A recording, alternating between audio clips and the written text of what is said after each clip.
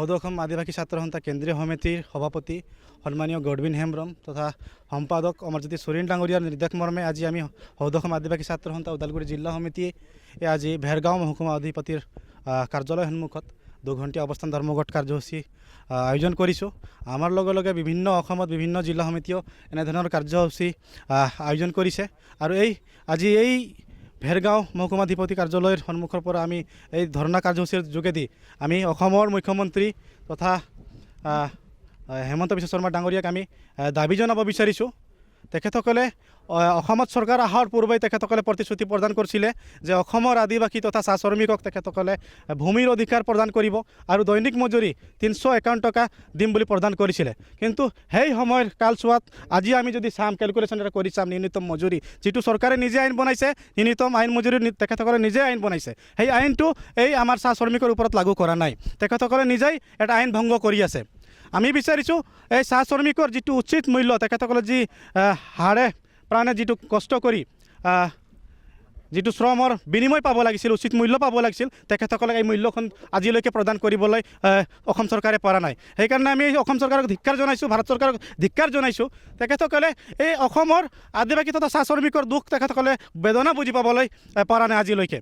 তেখেতসকলে চৰকাৰ অহাৰ পূৰ্বে তেখেতসকলে মানে প্ৰতিশ্ৰুতি প্ৰদান কৰিছিলে যে আমাৰ চৰকাৰ আহিলে 6 মাহৰ লগে লগে আমি আদিবাসীসকলক দৈনিক মজুৰি ন্যূনতম আইন মজুৰি আমি প্ৰদান কৰিম তথা চাহ শ্ৰমিকৰ যিটো ভূমিৰ অধিকাৰ আমি প্ৰদান কৰিম। কিন্তু আজিলৈকে আমি দেখিবলৈ পালোঁ 10টা বছৰ উকলি গ'ল, তেখেতসকলে একো কামেই কৰা নাই। আজি এই আগন্তুক নিৰ্বাচন আহিবলৈ ধৰিছে, তেখেতসকলে এটা আমাক ললিপপ দিবৰ কাৰণে আৰম্ভ কৰিছে। এতিয়া যিটো মাটি পট্টা প্ৰদান কৰিম বুলি আৰম্ভ কৰিছিল, কথা দিছিলে তেখেতসকলে, আমি এতিয়া চাবলৈ পাই আছোঁ BTCত বকা কৰা, BTCত যি বসবাস কৰি আছে আদিবাসী চাহ শ্ৰমিকসকলে এটাও মাটিৰ কাম প্ৰচেছ আমি আৰম্ভ কৰা দেখিবলৈ পোৱা নাই। সেইকাৰণে আমি ধিক্কাৰ জনাইছোঁ হিমন্ত বিশ্ব শৰ্মা ডাঙৰীয়াক। আৰু যি দৈনিক মজুৰিৰ কথা কৈছিলে, আমি যোৱাকালি যিটো কেবিনেটে সিদ্ধান্ত লৈছে আমি দেখিবলৈ পালোঁ 30 টকা বৃদ্ধি কৰা। এই 30 টকা আমি গ্ৰহণ কৰা নাই। আপোনালোকে যদি সঁচাকৈ যদি চাহ শ্ৰমিক আদিবাসীক যদি ভাল পায়, মানুহ হিচাপে জীয়াই থাকিব বিচাৰে বা অসমখন শান্তিৰূপে চলাই নিব বিচাৰে, তেনেহ'লে যদি আদিবাসী ডেভেলপ নহ'লে অসমখনো ডেভেলপ নহ'ব, অসমো পিছুৱাই থাকিব।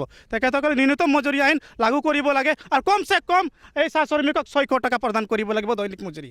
এইটো আমি এই আজিৰ কাৰ্যসূচীৰ দাবী জনাইছোঁ। আৰু আমি ক'ব বিচাৰিছোঁ এই ধৰ্ণা কাৰ্যসূচীৰ যোগেদিয়ে আমাৰ এই হাগ্ৰামা মহিলাৰী BTC চিফ ডাঙৰীয়া তেখেতসকলে চৰকাৰ অহাৰ পূৰ্বেই কৈছিলে, প্ৰথম তেখেতসকলে এজেণ্ডা ৰাখিছিলে আমি মাটিৰ সমস্যা আমি সমাধান কৰিম বুলি। আমি দেখিবলৈ পাইছোঁ এতিয়া কামখিনি তেখেতসকলে মাটিৰ কাম কৰি আছে, কিন্তু আমাৰ আদিবাসী লোকসকলে এতিয়ালৈকে ভূমিৰ অধিকাৰ পাবলৈ সক্ষম হোৱা নাই। আমি যিমান আদিবাসীসকলে এপ্লাই কৰি আছে, কিন্তু তেখেতসকলৰ নাম লিষ্টতে নাহে।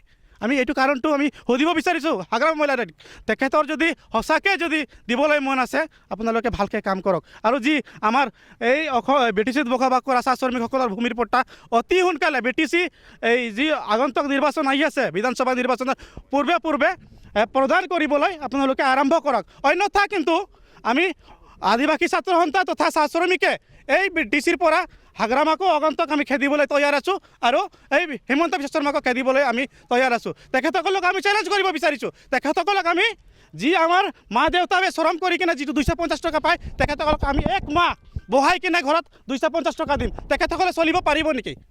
আমি অপেন চেলেঞ্জ কৰিছোঁ হিমন্ত বিশ্ব শৰ্মাক, আহক আমি ফ্ৰীকৈ তেখেতসকলক এই 250 টকা প্ৰদান কৰিম। তেখেতসকলৰ পৰিয়ালক তেখেতসকলে পোহপাল কৰি দেখাওক আৰু এই শ্ৰমিকৰ যিটো কোঠা আছে, যিটো ঘৰ আছে, তাতে বসবাস কৰি দেখাওক। আমাৰ এই বাগানত বসবাস কৰা ইমান কষ্টৰে মানে নিজৰ জীৱনটো নিৰ্বাহ কৰি আছে, কিন্তু তেখেতসকলে জানিও অযথা হৈ আছে। আৰু এই চেগতে মই ক'ব বিচাৰিছোঁ আমাৰ যি শ্ৰম মন্ত্ৰী ৰূপেশ গোৱালা ডাঙৰীয়া, তেখেতে যোৱা যিটো বিধানসভা নিৰ্বাচনৰ পূৰ্বে তেখেতে মানে আন্দোলন কৰিছিল, ৰাতি দিন একো নাই, মানে হাৰ পোৱা নাই, আন্দোলন কৰিছিল। এইটো তেখেতে টিকেট পাবৰ কাৰণে কৰিছিল নেকি? আজি MLA হোৱাৰ পিছত তেখেতৰ মুখৰ পৰা মাত নোলায়। বিধানসভাত মুখ্যমন্ত্ৰী ডাঙৰীয়াই তাক অপেন চেলেঞ্জ কৰিছে যে আমি যদি দৰমহা বৃদ্ধি কৰিব বিচাৰোঁ, এই ৰূপেশ গোৱালাই আমাক বাধা দিব, ৰূপেশ গোৱালাই বেয়া পাব। সেই কথাটো আজিলৈকে তেখেতে চেলেঞ্জ কৰা নাই, কিয় কাটা নাই তেখেতৰ কথাটো? আমি এই ৰূপেশ গোৱালাক আমি শুকুৱাই দিব বিচাৰিছোঁ। তেখেতে যদি সঁচাকৈ শ্ৰমিক নেতা হয়, শ্ৰমিকৰ কাৰণে চিন্তা কৰক, না খালি টিকেট আৰু তেখেতৰ গাদী বচাবৰ কাৰণে যদি নেতা হৈছে, তেখেতক কিন্তু এই আদিবাসী চাহ শ্ৰমিক আগন্তুক দিনত এই গাদীৰ পৰা উখৰাই পেলাবৰ কাৰণে ব্ৰহ্মপুত্ৰত ৰেডি আছে, তৈয়াৰ আছে।